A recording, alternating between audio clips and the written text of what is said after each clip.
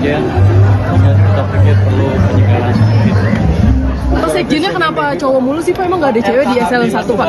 Diumumkan kapan Pak? Nah itu yang saya baru sadarin kemarin, eselon 1 kita cowok semuanya cowok. Udah mau ngelamar? Nggak nanyain. Soal casing yang lainnya saya nggak tahu, biar aja Pak Ahmad. Ya, biar Pak apa yang menjelaskan. Heru kemana Pak? Sementara di sini dulu, sambil kita cari posisi yang pas. Nanti ke DJKN Pak setelah Pak Rio pensiun gitu, mungkin ke DJKN Pak Herunya. Nanti kita lihat. Nanti kita lihat. Untuk efisien lagi gimana? Lanjut apa efisien lagi? NPG yang jalankan, saya sih memonitor anggarannya aja seperti sih Pak. Langkah-langkah yang diambil, yang jadi mengelola dulu, itu baik. Artinya dia menyesuaikan dengan masyarakat. Jadi harusnya nggak ada masalah. Pak tadi ada wacana pejabat di Dirjen Perbendaharaan mau Bapak pindah ke DJP, itu masih rencana atau tadi Bapak di depan cerita bahwa orang perbendaharaan mau pindah ke DJP. Sementara Dirjen Anggaran kelebihan. Daripada saya rekrut orang baru, saya pindahkan sebagian mungkin 213 orang ke DJP.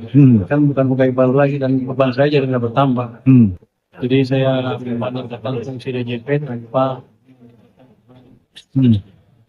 anggaran termasuk DJP. Emang itu nanti 200-300 orang itu mau dikasih penugasan apa Pak kalau dipindah ke DJP? Kan bisa dilatih. Bisa dilatih Pak? Dan mereka semuanya orang terdidik kan, data ya sebenarnya. Stan. Jadi kalau dan sudah terlatih kan selama ini. Jadi kalau pindah ke sana penyesuaian diri juga nggak terlalu banyak. Saya pikir dilatih banyak seminggu 2 minggu dari cukup untuk mereka bisa menjalankan apa yang dibutuhkan di pajak.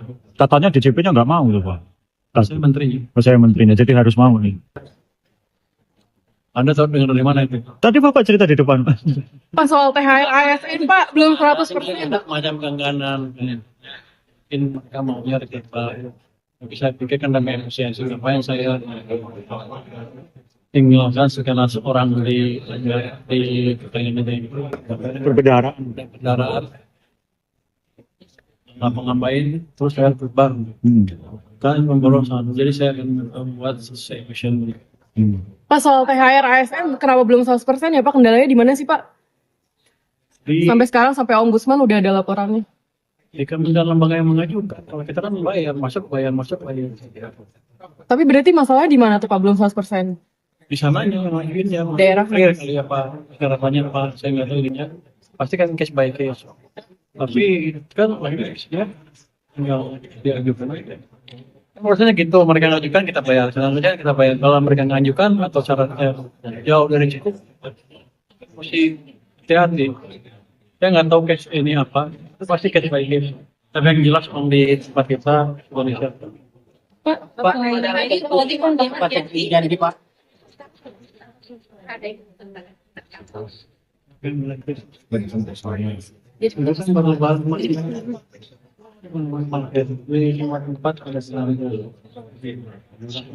Beli. Kalau kita lihat tadi indikator yang ada, kita memang kita lumayan bisa memitigasi staf di APBN kita. Jadi kita jauh dari bisnis, kita malah macet terus kalau bola kristal yang saya bilang tadi kita harus 2019 kita jauh dari bisnis, bisa jadi terlalu banyak aja sama semuanya penting. Tapi Bapak kok bagus banget ada target tertentu Pak?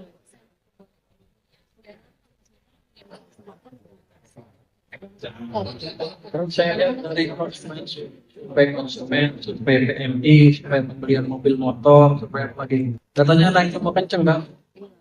Kalau itu nggak naik, saya nggak bisa bilang naik.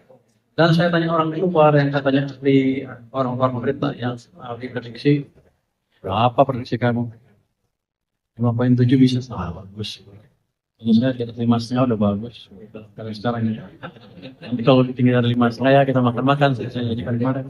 Jadi bukan saya optimis, saya melihat data. Dan saya tahu apa yang saya masukkan di sistem perekonomian supaya ekonomi bergerak. Data-data itu adalah dampak dari kebijakan di belakang yang sangat aktif. Jadi tidak sesuatu. Sebenarnya gampang. Saya pastikan lebih dari sistem perekonomian. Saya pastikan lagi pemerintah. Saya usahakan baik-baik dan usaha soal tapi pada dasarnya kalau saya tidak lakukan mesin fiskal dan mesin swasta tumbuhan persen harusnya kita harus lebih tidak kan yang tapi jelas mesin-mesin itu jadi hampir pasti kita benar-benar apalagi krisis di wajib kalau ada utama siapa tuh ibu itu 3 bulan lagi Indonesia hancur. Dia udah ketemu semua mantan menteri keuangan, mantan guru bank sentral dan sebagainya. Yang bilang ekonomi hancur. Yang kalau mereka menteri kan selalu menteri yang terbaik. Pasti kita beresin. 100 triliun yang ke Himbara itu serapannya gimana Pak nanti? Kita nggak boleh kita taruh, kita kasih mereka aja. Yang ini fleksibel kita taruh di triliun yang bisa dulu. Boleh untuk apa aja, bukan hanya untuk UMR. Apa aja? Karena yang luar nggak ada.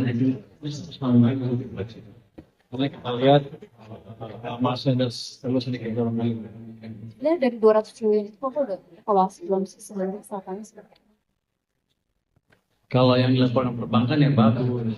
Cuman gini, kalau uang masuk ke bank, dicampurkan, dia klaim yang dia salurkan ke bank dan saya bisa aja sebagai perbankan lagi. Jadi kalau masuk bisa, tapi ya apa-apa. Kita monitor aja. Pak soal Kita paksakan tumbuh. Sekarang anggatannya kan 14%.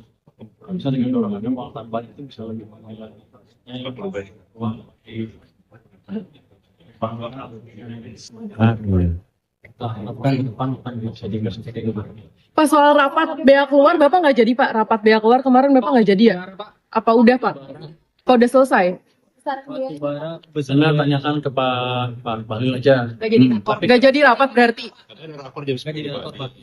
Kemarin aja jam 10, tapi bukan gitu kayaknya. beda Pak, rapatnya bukan rapat. Berarti belum ada. Berarti udah diputusin apa belum Pak? Pak Bahlil sudah mendapatkan strategi yang pas, tapi nanti Pak Bahlil mengumumkan. Berarti Bapak nggak jadi rapat sama Pak Kemenko kan kemarin katanya Presiden udah setuju tapi di rentang teksnya masih diomongin gitu. Sebelumnya, Ya, bukan yang kemarin sebelumnya kan. Yang sebelumnya yang ada rapat seperti itu di istana, tapi kan kemudian ada rapat lagi di Ambalat. Ada strategi baru yang terapat. berapa Pak? Oh, nanti Pak Bahlil yang tentuin, bukan saya. Tapi sudah dapat strategi yang pas sekali. Jadi Pak Bahlil menerapkan strategi yang pas, yang tidak mengganggu pendapatan. Target pendapatannya berapa Pak dari bea keluar itu?